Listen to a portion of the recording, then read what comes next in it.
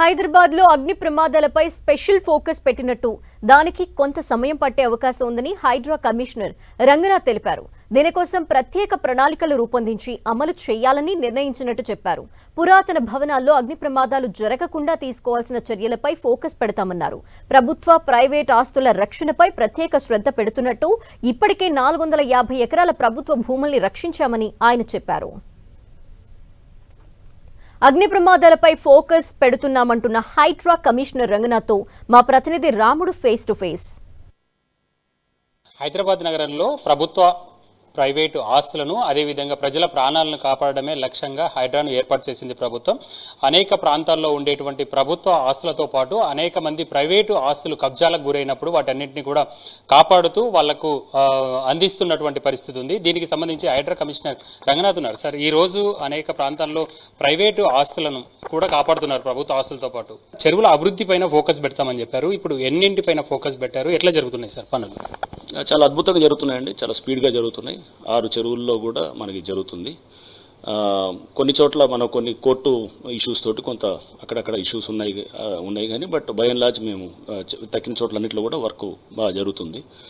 And దీంట్లో కూడా మేము ఇప్పుడు బహుశా ఈ ఇయర్ ఎండింగ్ కల్లా ఇవన్నీ కూడా కంప్లీట్ చేస్తామని కూడా అనుకుంటున్నాం, బై నవంబర్ డిసెంబర్ కల్లా.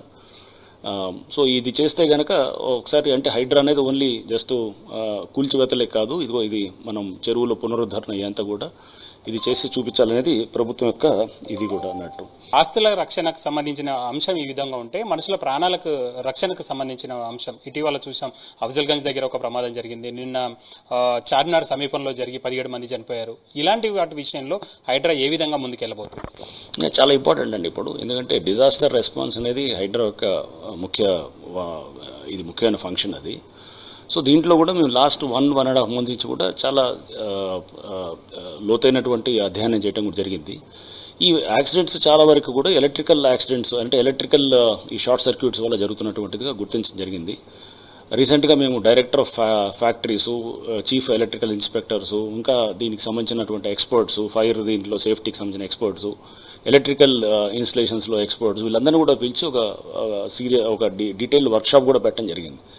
సో దాంట్లో చాలా స్పష్టంగా మనకి కనపడేది ఏంటంటే ఇంకా ఇది ముందు ఇంకా పెరుగుతుంది. ఎందుకంటే ఇప్పుడు ఈవీ వెహికల్స్ వచ్చాయి, మన ఎలక్ట్రికల్ వెహికల్స్ కూడా రావటం, ఈ ఛార్జింగ్ స్టేషన్స్ దగ్గర బ్లాస్ట్ అవ్వటం, బ్యాటరీ ఛార్జింగ్ చేసేటప్పుడు దాని ద్వారా వచ్చే సమస్యలు కూడా మనకు రేపు ముందు ఫైర్ సేఫ్టీకి పెద్ద ఛాలెంజ్గా తయారయ్యేటటువంటి ఉంది. ఈ అన్నింటి నేపథ్యంలో ఫైర్ సేఫ్టీ మీద ఒక సమగ్రమైనటువంటి దాని మీద మనం అధ్యయనం చేసి ఈ చాలా బిల్డింగ్స్ ఇప్పుడు నిన్న జరిగింది మనం గుల్జార్ హౌస్లో అనేది చూస్తే కనుక ఆ బిల్డింగ్ 125 year old బిల్డింగ్ అది. దానికి స్ట్రక్చరల్గా సెట్ బ్యాక్స్ ఏమి ఉండవు. ఇప్పుడు పాత బిల్డింగ్స్ చాలా ఉన్నాయి, సికింద్రాబాద్లో ఉంటాయి, మన స్టేషన్ రోడ్లో ఉంటాయి, లేకపోతే ఎంజీ రోడ్లో ఉన్నాయి, ఇట్లా చాలా ఉన్నాయి. ఇలాంటి వేలాది స్ట్రక్చర్స్ ఉన్నాయి.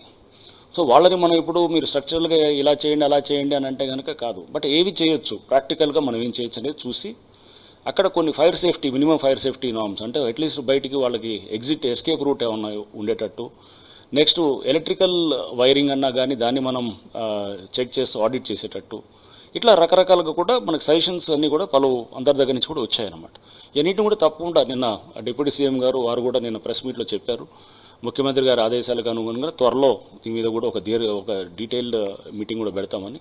డెఫినెట్గా ఆ మీటింగ్లో మేమంతా కూడా ఇదంతా కూడా వారి దృష్టికి తీసుకెళ్తాం. అండ్ గవర్నమెంట్ కూడా దీంట్లో సంస్కరణలు తీసుకురావాలి. అంటే దీంట్లో ఏదో మనం నోటీసులు ఇచ్చో లేదా చెక్ చేసో దీంతో పరిష్కారం కాదు ఇది. దీనికి ఎందుకంటే మనం నోటీసులు ఇచ్చి చెక్ చేస్తే కనుక అతను కంప్లైంట్స్ కాకపోతే అంటే అతను ఫైర్ సేఫ్టీ నామ్స్ కంప్లైంట్ చేయకపోతే చట్టపరంగా అతని మీద మనం యాక్షన్ తీసుకోవడానికి చట్టాలు ఎక్కడ మనకి సరైన ప్రొవిజన్స్ లేవు. ఇవన్నింటినీ కూడా అవసరం అంటే చట్టాన్ని అమెండ్ చేసుకోవటం, మార్చుకొని ఆర్డినెన్స్ ద్వారా తెచ్చుకోవటం, ఇవన్నీ కూడా చాలా చేసి ఒక సమగ్రమైన ఎక్సర్సైజ్ చేస్తే డెఫినెట్గా దీని మీద మనం మంచి రిజల్ట్స్ చూపించగలుగుతాం. ఇది హైదరాబాద్ నగరంలో ఆస్తుల రక్షణతో పాటు పౌరుల యొక్క ప్రాణాలను రక్షించే విధంగా అవసరమైనటువంటి అన్ని చర్యలు తీసుకుంటున్నారు. రాబోయే రోజుల్లో మరిన్ని సంస్కరణలు చేసుకుంటూ ముందుకు వెళ్తామని హైడ్రా కమిషనర్ రంగనాథ్ చెప్తున్నారు. కెమెరా పర్సన్ మనోరంజన్తో రాముడు 10 TV, హైదరాబాద్.